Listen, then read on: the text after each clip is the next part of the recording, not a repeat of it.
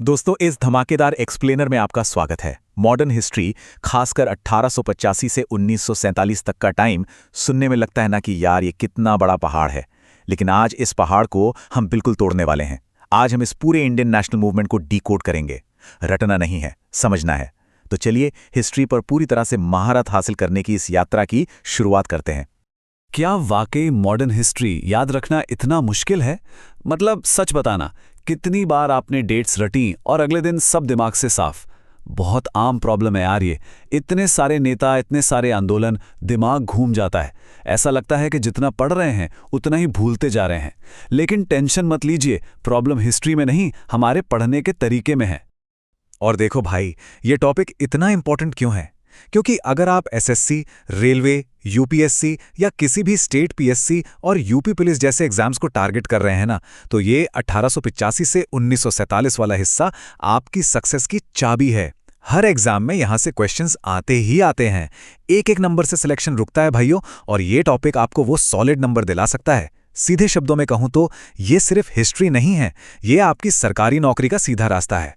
तो चलिए सबसे पहले अपने इस 1885 से 1947 के सिलेबस को कुछ मेजर हिस्टोरिकल इवेंट्स में बांटकर देखते हैं।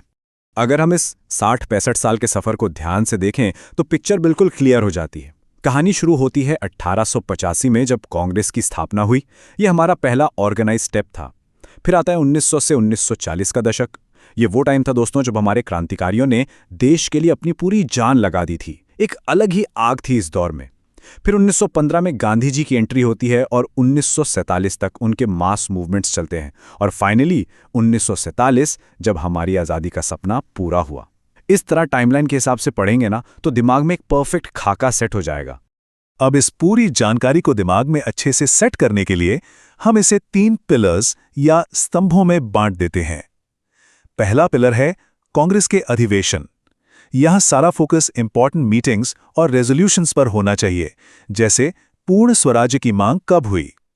दूसरा पिलर है गांधी आंदोलन। यहां फोकस जन आंदोलनों पर रहेगा, जैसे असहयोग या भारत छोड़ो आंदोलन। और तीसरा हमारा क्रांतिकारी आंदोलन। इसमें भगत सिंह, चंद्रशेखर आजाद जैसे हीरोज और उनके एक्शंस को पढ़ना है। बस सिलेबस को ऐसे 3 हिस्सों में तोड़ दो तो पढ़ाई ऑटोमेटिकली बहुत आसान और फोकस्ड हो जाएगी। अब आते हैं अपने सबसे मजेदार हिस्से पर, स्मार्ट स्टडी, यानी इन सबको याद रखने के लिए कहानियां और धांसू ट्रिक्स। देखिए दोस्तों, तैयारी के 2 ही तरीके हो सकते हैं। एक तो वही पुराना रटने वाला तरीका, किताब खोली और रटना शुरू। रिजल्ट एग्जाम हॉल के प्रेशर में सब ब्लैंक। लेकिन इसके बिल्कुल उलट है अपना स्टोरी मेथड। हिस्ट्री यार बोर होने के लिए थोड़ी है, ये तो हमारे हीरोज की, उनके स्ट्रगल्स की एक जबरदस्त कहानी है। जब आप इन इवेंट्स को एक सस्पेंस मूवी की तरह कहानी में लिंक करके पढ़ते हैं ना, तो दिमाग उसको बिना किसी एक्स्ट्रा लोड के हमेशा के लिए याद कर लेता है। एक घटना से दूसरी घटना कैसे जुड़ी है, वो कॉज एंड इफेक्ट खुद ब खुद समझ आने लगता है। तो अपने दिमाग में इस हिस्ट्री को हमेशा के लिए लॉक करने की क्या स्ट्रैटेजी होनी चाहिए? इसके लिए एक बहुत ही सॉलिड 3 स्टेप फॉर्मूला है। स्टेप 1, स्टोरी मेथड से सीखें।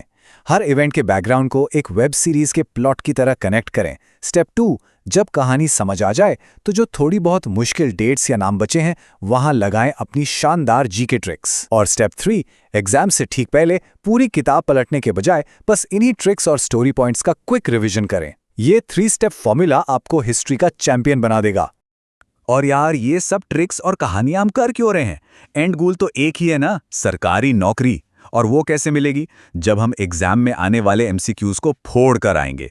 जब आप स्टोरी मेथड और ट्रिक्स से पढ़ते हैं तो वही एमसीक्यूज जो पहले सरदर्द लगते थे अब बिल्कुल बच्चों वाले लगने लगते हैं। चाहे वो एसएससी हो या यूपीएससी, जब बार बार पूछे जाने वाले सवालों का पैटर्न समझ आ जाता है तो आप तुरंत सही ऑप्शन पर टिक लगाओगे। असली मजा उसी में है जब आपकी पढ़ी हुई ट्रिक सीधा एग्जाम में क्लिक कर जाए।